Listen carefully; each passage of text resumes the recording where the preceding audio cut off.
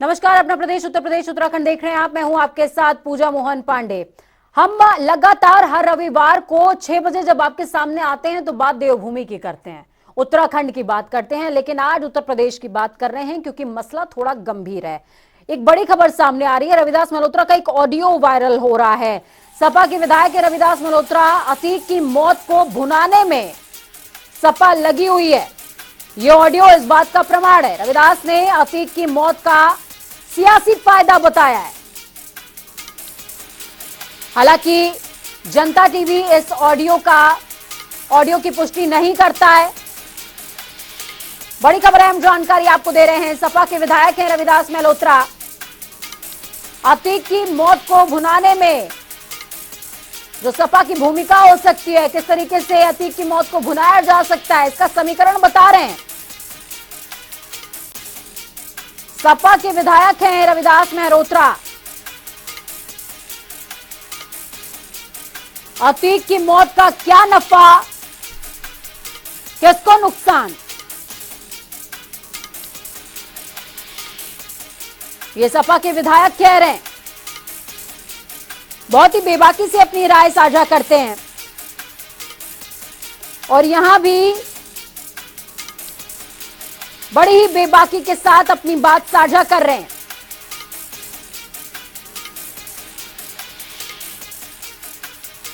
और कह रहे हैं, बता रहे हैं कि किस तरीके से अतीक की मौत का लाभ हो सकता है।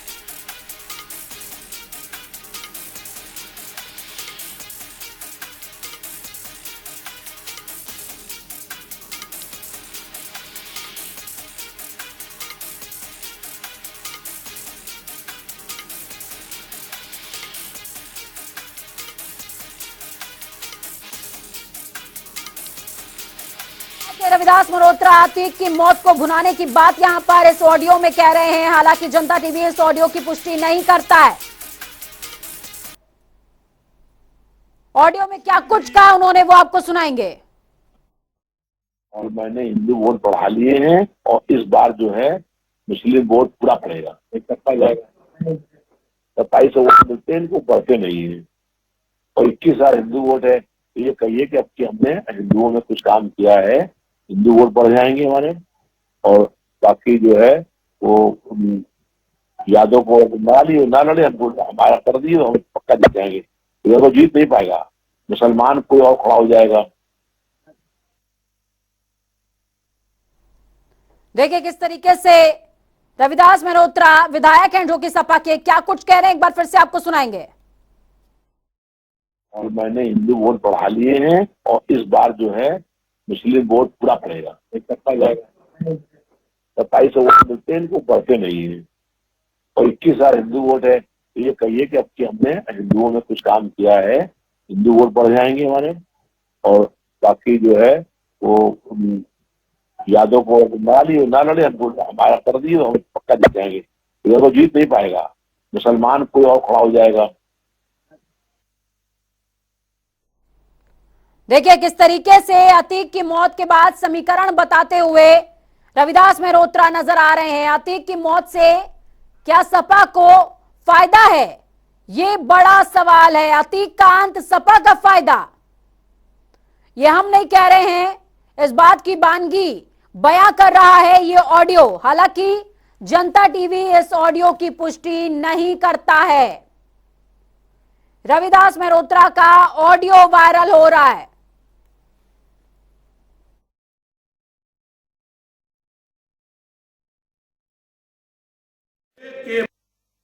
और मैंने हिंदू वोट बढ़ा लिए हैं और इस बार जो है मुस्लिम वोट पूरा पड़ेगा, इकट्ठा जाएगा।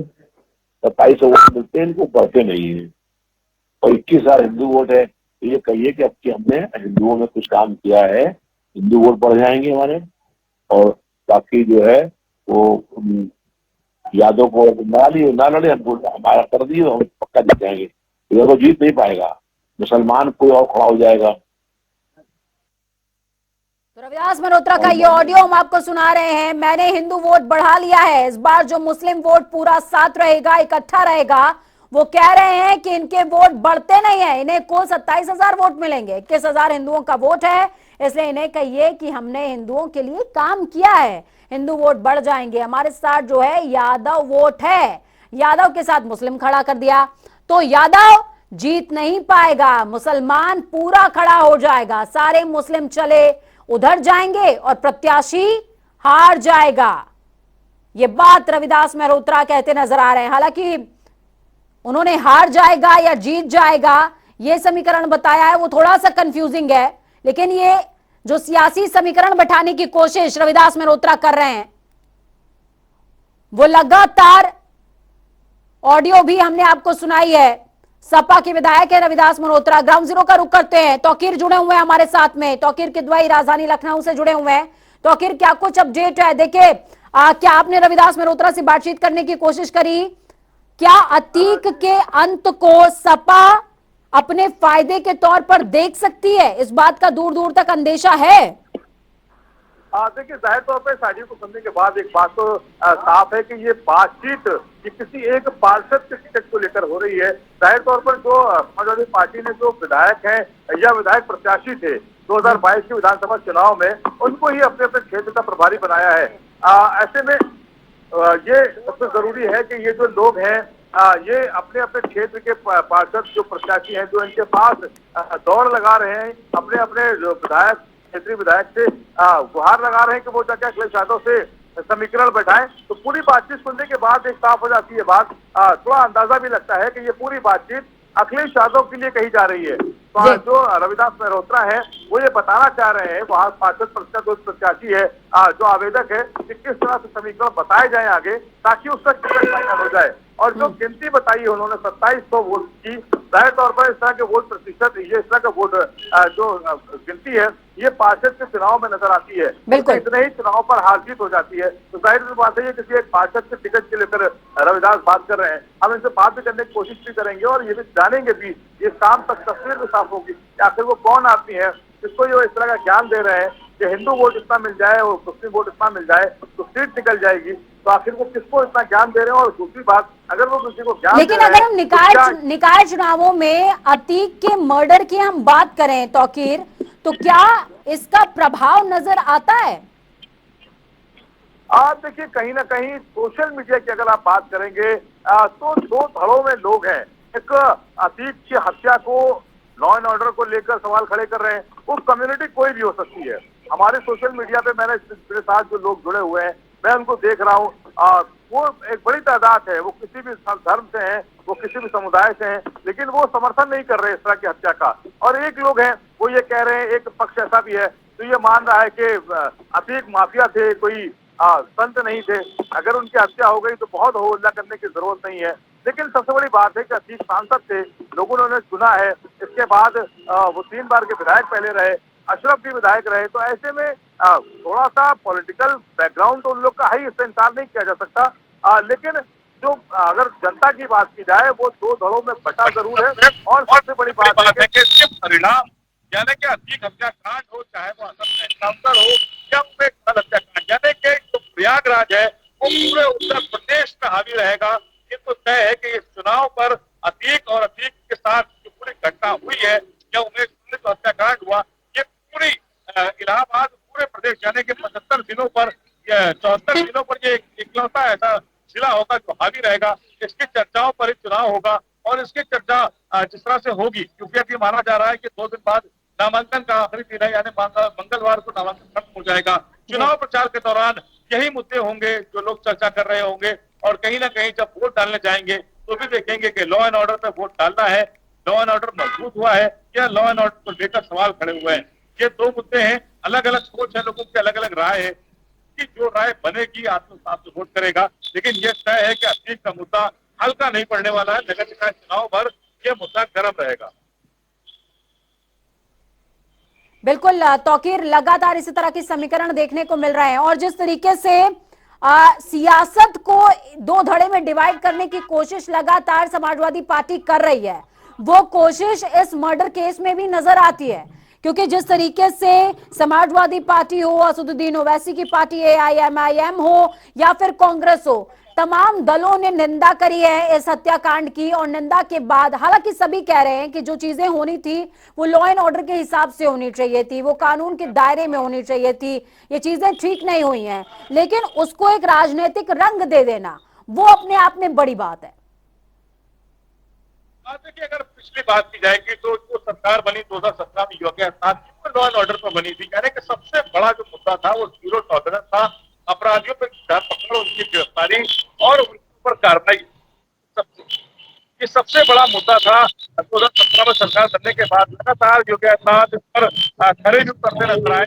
उन्होंने अपराधियों पर एक बड़ी कार्रवाई की, जब्तीकरण की गई, जमीनों का जब्तीकरण किया गया, लेकिन इस तरह से अतीक की बात की जाए, क्योंकि अब तक तो सब ठीक चल रहा था, लेकिन अतीक का जो हत्याकांड है वो कहीं ना कहीं सवाल इसलिए खड़े हो रहे हैं कि जो जुडिशियल कस्टडी थी और पुलिस की डिमांड पर लिया गया था, तो जाहिर तौर पर इस पर सवाल इसलिए भी खड़े हो रहे हैं कि आखिर वो कौन लोग थे कि लॉ एंड ऑर्डर के उमेश पाल की हत्या की गई। सीसीटीवी कैमरे में हमने देखा कितने दर्दनाक, और इसके अलावा बेखौफ से लोग, बदमाश बेखौफ सड़क पे निकले, गोलियां चलाई, बम चलाए, अंदर तो गनर भाग रहे थे गली में, उनके ऊपर बम से हमला किया। उसी तरह से ही घटना घटी है अतीक के साथ भी कि मीडिया में वो बाइट दे रहे हैं, मेडिकल के लिए लाया गया है और उसके बीच 3 ऐसे हथियारबंद बदमाश आते हैं, वो ताबड़तोड़ गोली चलाते हैं।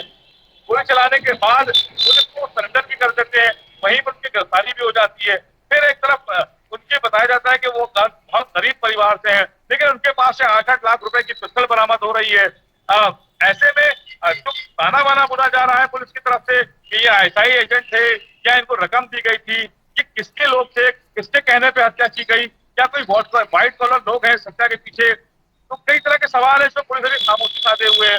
इसके अलावा जो वहां पर हत्या के बाद जिस तरह की तस्वीर बनी है, लॉ एंड ऑर्डर को लेकर जरूर अभी पुलिस के लिए चुनौती है, क्योंकि बिल्कुल, लगातार तौकीर आप हमारे साथ बने बना। रहिए। इस बीच बड़ी खबर, अहम जानकारी आ रही है, तमाम दर्शकों को बताएंगे। बड़ी खबर सामने आ रही है, अतीक हत्याकांड से जुड़ी बड़ी और अहम जानकारी तमाम दर्शकों को दे रहे हैं। अतीक अशरफ हत्याकांड का मामला है, डीजीपी मुख्यालय ने प्रेस नोट जारी किया है।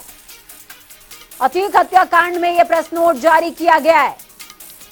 हत्याकांड के तीनों आरोपियों की फोटो जारी हुई है। कासगंज, हमीरपुर और बांदा के आरोपी हैं। लवलेश, सनी और अरुण मौर्य इनके नाम है। रिपोर्ट की कॉपी आपको दिखा रहे हैं। रिपोर्ट में देखिए किस तरीके से इन तीनों के ही चेहरे उजागर हो रहे हैं और तीनों के ही चेहरे पर किसी तरह का कोई खौफ नहीं।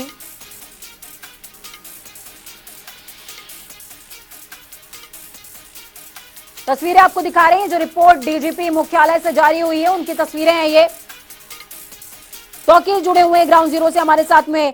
तौकीर, क्या कुछ अपडेट है? डीजीपी मुख्यालय से तमाम चीजें एक संकलित करके इन तीनों ही आरोपियों का नाम, पूरे विस्तार से जानकारी और साथ में इनकी तस्वीर साझा की गई है।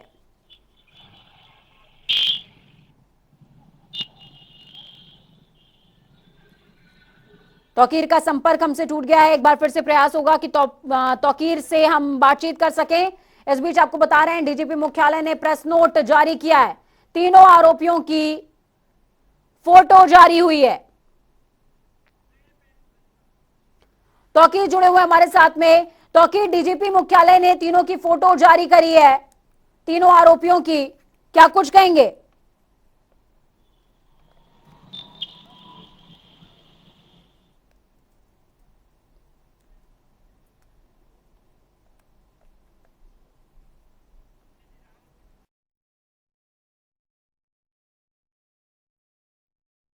तो बड़ी खबर, अहम जानकारी आपको दे रहे हैं। तीनों आरोपियों की फोटो जारी हुई है।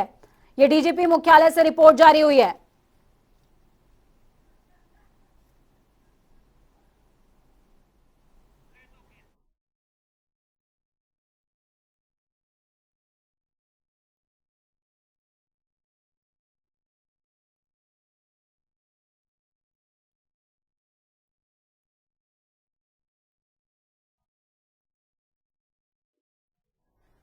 तो वहीं दूसरी तरफ डीजीपी मुख्यालय ने प्रेस नोट जारी किया है। सूबे में धारा 144 भी लागू है, अलर्ट भी लागू है। तस्वीरें आपको दिखाएंगे, अलग अलग क्षेत्रों की तस्वीरें हैं ये। चंदौली, अमरोहा, अलीगढ़, बदायूं, देवरिया, एटा, राजधानी लखनऊ की भी ऐसी तस्वीरें सामने आ रही हैं। साबरमती से शुरुआत हुई है, प्रयागराज में अंत हो गया अतीक का। कड़ी सुरक्षा में अतीक और अशरफ की हत्या। आतंक से अंत तक के सफर की कहानी के बाद की ये जो तस्वीरें हैं वो आपकी टीवी स्क्रीन पर। चंदौली, अमरोहा, अलीगढ़, बदायूं, देवरिया और एटा।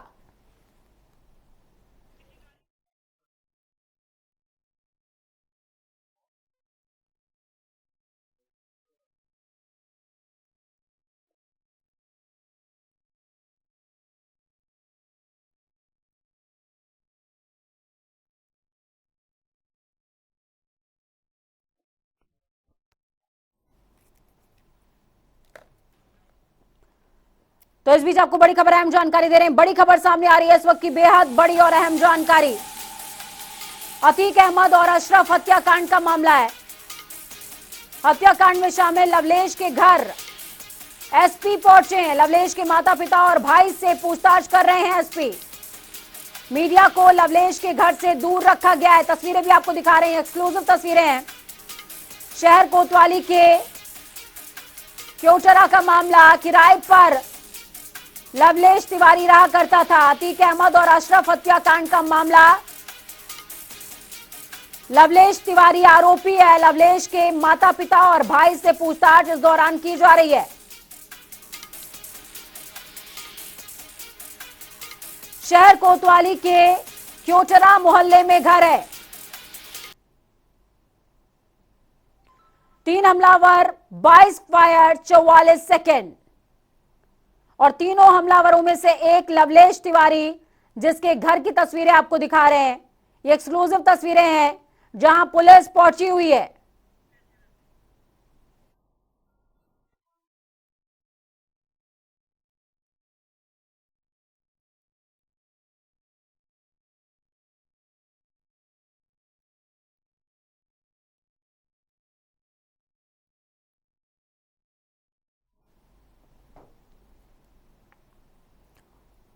तो बड़ी खबर, अहम जानकारी आपकी टीवी स्क्रीन पर। आतंक से अंत तक की हर कहानी आपको बयां कर रहे हैं।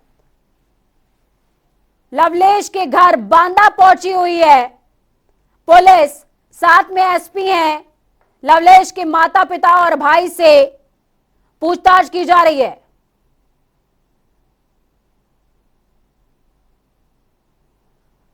तो बड़ी खबर आपको बता रहे हैं इस वक्त की, बेहद बड़ी खबर, अहम तस्वीरों के साथ आपकी टीवी स्क्रीन पर। 3 हमलावर, 22 फायर और 44 सेकेंड में किस तरीके से मर्डर हुआ, जिनमें से एक आरोपी लवलेश तिवारी। बांदा की ये तस्वीरें हैं। लवलेश के घर पर पुलिस पहुंची हुई है।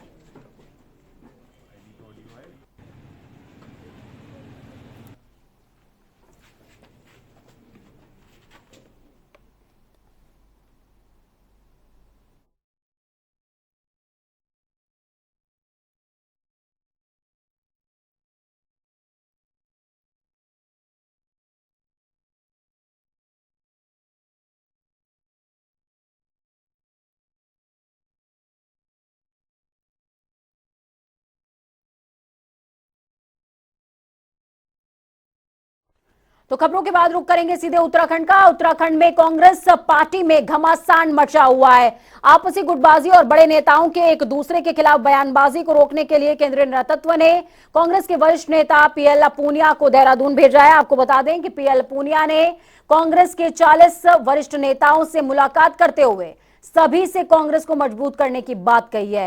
इस दौरान कांग्रेस प्रदेश अध्यक्ष करण मारा भी मौजूद रहे, जिसको लेकर करण मारा ने कहा कि मीटिंग में उत्तराखंड के हालातों पर चर्चा की गई है। साथ ही पार्टी से जुड़े कई जरूरी मुद्दों पर आपसी गुटबाजी को सुलझाने की कोशिश भी की जा रही है।